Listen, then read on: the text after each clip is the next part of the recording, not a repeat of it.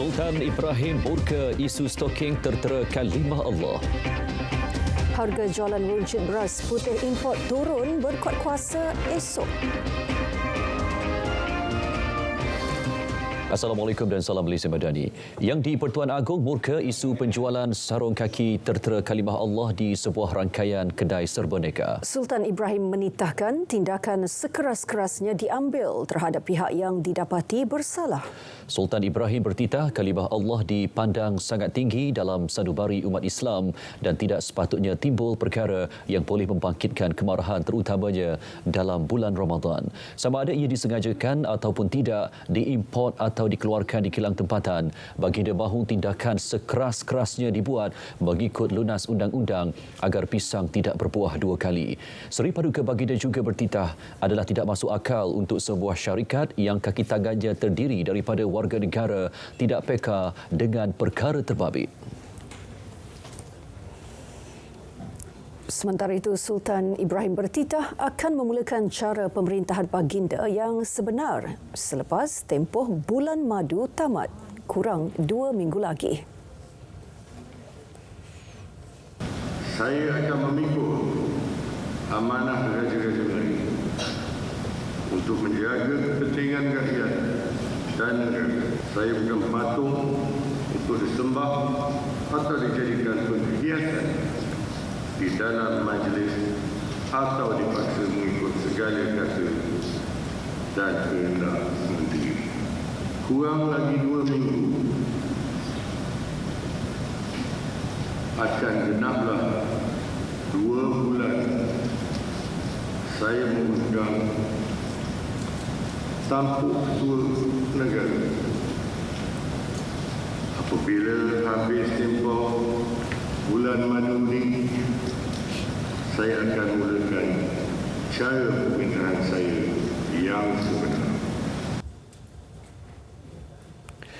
Yang di Pertuan Agong menzahirkan harapan agar perhatian dan peruntukan dibahagikan secara saksama kepada semua bandar di seluruh Malaysia. Baginda bertitah jika semua negeri dapat dibangunkan bersama, penghijrahan penduduk ke pusat bandaraya dapat dikurang dan kesesakan akan lebih terkawal. Pembangunan ekonomi di Kuala Lumpur dan Putrajaya telah membuka banyak peluang pekerjaan dan menyebabkan penghijrahan penduduk dari negeri-negeri lain ke kawasan wilayah persekutuan. Oleh sebab itu, kerajaan terpaksa membangunkan infrastruktur awam yang lebih cekap untuk mengatasi kesesakan jalan raya dan memenuhi keperluan penduduk bandaraya yang semakin padat. Persoalannya, adakah kerajaan wilayah ini ditadbir secara terus oleh kerajaan persekutuan? Banyak peruntukan pembangunan ditumpukan pada 3 wilayah ini sahaja. Sultan Ibrahim turut menyeru Dewan Bandaraya Kuala Lumpur agar sentiasa memantau kebersihan selain mengingatkan seluruh rakyat Malaysia tidak sesuka hati membuang sampah merata-rata. Harga jualan runcit beras putih import BPI diturunkan antara RM2 hingga RM3 di pasaran berkuat kuasa esok. Persetujuan itu dicapai kerajaan menerusi mesyuarat Majlis Tindakan Sara Hidup Negara NAKOL berlangsung hari ini. Menteri Pertanian dan Keterjaminan Makanan Datuk Seri Muhammad Sabu memaklumkan inisiatif itu dapat membantu rakyat mengurangkan kos sara hidup terutamanya di musim perayaan. Bagi meningkatkan pengedaran beras putih tempatan di pasaran, semua stok semasa padi dan beras yang telah dibeli oleh pengilang dapat diproses dan dikeluarkan untuk kegunaan pasaran tempatan dengan serta-merta. Keseluruhannya berjumlah 140,000 tan. Kerajaan turut bersetuju semua kontrak kerajaan mengguna pakai sepenuhnya beras putih import. Melalui kaedah ini, bekalan tambahan BPT sebanyak 20,000 tan dapat diedarkan sepenuhnya di pasaran pada April ini. Sementara itu, skim baharu penstrukturan beras dan padi negara bakal diumum dalam tempoh terdekat. Pengumuman itu selepas kerajaan selesai mendapatkan pandangan semua pihak menerusi sesi libat urus yang sedang diadakan. Menteri Pertanian dan Keterjaminan Makanan Datuk Seri Muhammad Sabu berkata, skim penstrukturan itu perlu bagi memperbanyakkan bekalan. Keperluan itu kerana pengeluaran beras putih tempatan hanya 62% di negara ini dengan 50% diedarkan untuk pasaran. Sebab itu libat uruskan secara intensif kita sedang lakukan. Sudah kita buat dengan para petani, persatuan peladang. Semua memberi pandangan-pandangan mereka. Semuanya itu kita akan umumkan masa terdekat 2-3 hari ini satu skim baru. Tapi jangka panjangnya itu lebih daripada penstrukturan semula han beras dan padi negara. Dan semua terlibat termasuk. Tempoh menunggu untuk menunaikan haji dijangka lebih singkat pada masa akan datang. Ia sejajar usaha kerajaan Arab Saudi meningkatkan jumlah jemaah kepada 5 juta orang menjelang 2030 berbanding 2 juta pada waktu ini. Apapun usaha untuk memendekkan tempoh menunggu menunaikan haji, ia tidak boleh lari daripada keputusan pihak kerajaan Arab Saudi meluluskan kuota haji tahunan untuk setiap negara termasuk Malaysia. Kuota rasmi negara pada musim haji tahun ini adalah 31,600 orang jemaah. Rang Undang-Undang RUU Universiti dan College Universiti Pindaan 2023 dijangka dibentangkan untuk kelulusan Dewan Negara bulan depan. Kementerian Pendidikan Tinggi memaklumkan melalui RUU itu agenda pemerkasaan mahasiswa dapat dijayakan. Seterusnya, melakar sejarah apabila Akta Universiti dan College Universiti AUKU sekali lagi dipinda untuk mengangkat martabat mahasiswa dan pelajar universiti awam. Pindaan hasil beberapa siri libat urus dilaksana KPT dengan kepimpinan pelajar Universiti Awam sejak 2021. Pindaan 6 perkara dalam akta itu diluluskan selepas bacaan kedua dan ketiga oleh Menterinya Datuk Seri Dr. Zamri Abdul Kadir di Dewan Rakyat semalam. Cadangan pindaan perlembagaan berhubung perkara kewarganegaraan. Langkah proaktif memelihara keselamatan dan kedaulatan negara. Menerusinya, sistem pemberian taraf kewarganegaraan bakal ditambah baik dengan elemen kawalan yang lebih berkesan. Wartawan Adliyah Habibullah ada perinciannya.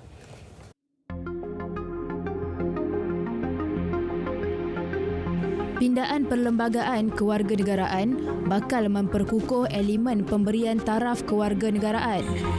Ia memberi kerajaan lebih kuasa dan kawalan untuk melaksanakan penilaian yang lebih ketat bagi menentukan kelayakan seseorang individu bergelar rakyat Malaysia. Beberapa sesi libat urus turut dilaksana bersama ahli parlimen, ahli akademik, pengamal undang-undang dan badan bukan kerajaan bagi memastikan pindaan tersebut diteliti sebaiknya. Sehingga lebih daripada 40 sesi libat urus dah dibuat dalam masa tempoh kurang 1 tahun, dibuat oleh Jawatan Kuasa Khas KDN yang diketuai oleh Dr. Nurliza. Okey. Jadi bila sebanyak ini kita nampak sebenarnya KDN sangat serius dalam cadangan pindaan ini, yang mana mereka foresee, mereka melihat jauh ke depan dalam cadangan pindaan ini adalah fokusnya lebih kepada keselamatan dan juga kedaulatan negara dalam tempoh yang panjang. Maksudnya target mereka tu 50 tahun ke depan. Okay. Jadi mereka mengandaikan dan juga mereka sasarkan pindaan ini adalah pindaan yang bersifat menyeluruh dan inklusif juga. Culas dan mengambil mudah isu pemberian taraf kewarganegaraan akan mengakibatkan Malaysia terdedah kepada pengaruh negatif. Ia termasuk berisiko menjadi hub pemerdagangan kanak-kanak dan wanita bertujuan aktiviti haram dan tidak bermoral. Oleh itu, pindaan ini menjadi titik tolak ke arah menutup kelompongan dan mengelakkan pemberian kewarganegaraan dengan representasi palsu. Untuk memastikan orang yang layak individu yang layak, individu yang sepatutnya diberikan kewarganegaraan, itulah orang yang patut diberikan. Dan dalam masa yang sama ingin menjaga supaya tidak berlaku fraud, tidak berlaku orang cakap apa, salah kenyataan dalam waktu permohonan. Jadi disebabkan itu ada klausa yang dipinda tu daripada kuat kuasa undang-undang, maknanya kita anggap tu sebagai automatik lah, apply boleh dapat kepada permohonan, maknanya apply kena interview, kena pastikan dulu dia ni betul ke tidak kan. Jadi Rang Undang-Undang Perlembagaan Pindaan dijangka dibentangkan di Parlimen 25 Mac ini. Seiring penambahbaikan, kerajaan tetap tegas dalam menilai pelbagai aspek sebelum memberi kerakyatan kepada pemohon. Perlu diingat, taraf kewarganegaraan bukan hak mutlak individu. Adliah Habibullah, RTM. Had laju maksimum di negara ini kekal 110 km sejam. Menteri Pengangkutan Anthony Loke memaklumkan buat masa ini tiada cadangan untuk meningkatkan had laju di lebuh raya seluruh negara. Buat masa ini, Kementerian Pengangkutan dan kerajaan secara amnya belum lagi bercadang untuk meningkatkan had laju dan masih ditetapkan di bawah kekal 110 km per jam. Dan untuk makluman, bidang kuasa untuk menetapkan had laju ini bukannya terletak di Kementerian Pengangkutan. Ia sebenarnya adalah bidang kuasa Kementerian Kerja Raya.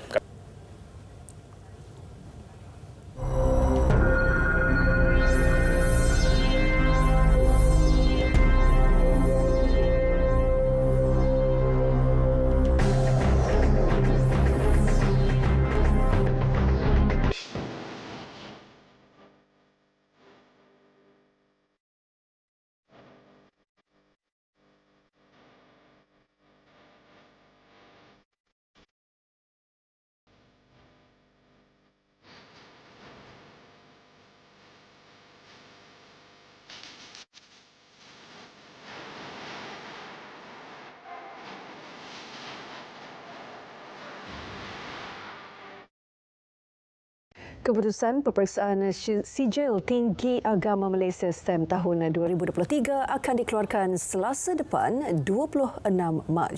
Calon boleh memperoleh keputusan daripada sekolah masing-masing mulai pukul 10 pagi. Bagi calon persendirian, keputusan akan dihantar melalui pos atau calon boleh menghubungi Jabatan Pendidikan Negeri tempat calon mendaftar untuk menduduki peperiksaan. Calon sekolah dan calon persendirian juga boleh membuat semakan secara dalam talian. Selain itu, mereka boleh mendapatkan ringkasan keputusan peperiksaan secara SMS. Kedua-dua pautan dan sistem akan diaktifkan mulai 10 pagi pada 26 Mac sehingga 6 petang pada 1 April. 4,058 calon mendaftar untuk menduduki peperiksaan STEM tahun 2023 di 131 pusat peperiksaan seluruh negara. Semua institusi pendidikan di bawah Kementerian Pendidikan KPM disaran memberi pertimbangan kebenaran khas kepada murid, guru dan anggota kumpulan pelaksana memakai pakaian sukan semasa cuaca panas. Kenyataan KPM memaklumkan institusi pendidikan juga dinasihat agar sentiasa mengikuti garis panduan berkaitan fenomena cuaca negara yang telah ditetapkan. Jabatan Pendidikan Negeri, Pejabat Pendidikan Daerah dan semua institusi pendidikan di bawah KPM diminta melaksanakan langkah-langkah pencegahan seperti menangguhkan semua aktiviti luar bilik darjah jika cuaca terlalu panas dan memantau aktiviti yang boleh mendedahkan murid kepada keadaan cuaca panas. Selain itu, pihak berkaitan juga perlu memastikan bekalan air minuman bersih mencukupi di institusi pendidikan KPM dan menggalakkan murid membawa air minuman sendiri bagi yang tidak berpuasa atau murid bukan Islam. Yang di-Pertuan Agong, Sultan Ibrahim berkenan mengurniakan darjah kebesaran bintang dan pingat wilayah persekutuan kepada 33 individu sempena sambutan Hari Wilayah Persekutuan 2024. Raja Permaisuri Agong, Raja Zarif Sofia, turut berangkat ke istiadat di Istana Negara. Mendahului senarai penerima adalah Datuk Bandar Kuala Lumpur, Datuk Kamarul Zaman Mat Saleh. yang dianugerahkan darjah kebesaran Sri Mahkota Wilayah yang membawa gelaran Datuk Sri. Istiadat turut menyaksikan 8 individu dianugerahkan darjah kebesaran Panglima Mahkota Wilayah yang membawa gelaran Datuk. Didahului Ketua Setiausaha Kementerian Sumber Asli dan Kelestarian Alam Dr. Ching Tu Kim. Selain itu, 8 individu dianugerahkan darjah Johan Mahkota Wilayah. 5 individu menerima Kesatria Mahkota Wilayah. 5 individu juga dianugerahkan Ahli Mahkota Wilayah dan 6 individu menerima pingat Mahkota Pangkuan Mahkota Wilayah. Istiadat turut dihadiri Perdana Menteri Datuk Seri Anwar Ibrahim dan isteri Datuk Seri Dr. Wan Azizah Wan Ismail serta Timbalan Perdana Menteri Datuk Seri Dr. Ahmad Zahid Hamidi. Pengusaha stesen minyak Petron mengambil inisiatif sepanjang Ramadan ini dengan menyediakan makanan percuma untuk berbuka puasa. Inisiatif disediakan kepada mereka yang tidak sempat untuk membeli juadah berbuka puasa. Pengusaha stesen minyak Petron Muhammad Nabil Khalaf berkata setiap stesen Petron di Selangor akan menyediakan variasi juadah berbuka puasa. Ini antara inisiatif yang kita buat sesama antara Petron dealer seluruh negeri Selangor mengagihkan makanan percuma di stesen minyak kami sewaktu berbuka puasa. Jadi kalau anda malas nak bersesak di bazar Ramadan ataupun dah terlewat nak balik dari pejabat, jangan risau sebab anda boleh singgah je ke mana-mana stesen Petron dahulu untuk dapatkan juadah berbuka yang percuma. Contohnya di stesen kami hari ini, kita ada pulut mangga khas istimewa untuk pelanggan kami. Dan marilah kita berkongsi kegembiraan dengan keharmonian bersama Petron Malaysia. Bila ditemui pada program Jelajah Ramadan Selangor FM 2024 di Petaling Jaya. Dalam pada itu, Muhammad Nabil turut menjelaskan pelanggan Petron juga boleh menyertai Red Hot Special Ramadan Raya iaitu tebus mata ganjaran terkumpul P-Miles dengan barangan dapur seperti minyak masak dan beras. Lebih 5 juta individu telah berdaftar dan mengemaskini maklumat dalam sistem pangkalan data utama PADU. Pelbagai usaha telah dipergiat bagi memastikan lebih ramai mendaftar dan mendapat manfaat. Oleh kerana kita sudah ada data sehingga ke peringkat geolokasi, kita telah boleh semak kawasan-kawasan ini dengan senarai bantuan yang telah ada sebelum ini, baik STR, baik JKM dan sebagainya. Kemudian dipetakan pula kepada pendaftaran padu dan lokasi 4,752 di seluruh negara ini adalah kawasan-kawasan yang walaupun secara profilnya dikira berpendudukan B60 ke bawah tetapi tidak ada senarai penerima di dalam semua senarai kerajaan sekarang. Perbadanan Pembangunan Perdagangan Luar Malaysia (Matrid) mengembangkan Pejabat Pesuruhjaya Perdagangan di Paris. Langkah itu bertujuan meningkatkan hubungan dagangan antara Malaysia dan Perancis, Spanyol, Portugal dan Monaco yang berada di bawah bidang kuasa Matrid Paris. Menteri Pelaburan, Perdagangan dan Industri Tengku Datuk Seri Zafrul Tunku Abdul Aziz memaklumkan usaha itu menandakan keseriusan Malaysia meningkatkan perdagangan antarabangsa. Beliau yakin pengembangan Pejabat Matrid Paris akan mengukuhkan usaha mendekatkan pemain industri di negara-negara bawah seliaannya dengan syarikat tempatan. Tahun lepas, Perancis muncul rakan dagang ketiga terbesar negara dalam Kesatuan Eropah dengan perdagangan dua hala berjumlah 3.41 bilion euro. Harga minyak sawit mentah MSM dijangka turun semula kepada RM3,800 hingga RM4,000 setiap tan metrik menjelang bulan depan. Jangkaan itu berbanding paras semasa RM4,250. Menurut Majlis Minyak Sawit Malaysia MPOC, kejatuhan harga berikutan bekalan kacang soya dari Amerika Syarikat yang melebihi permintaan mulai bulan tersebut.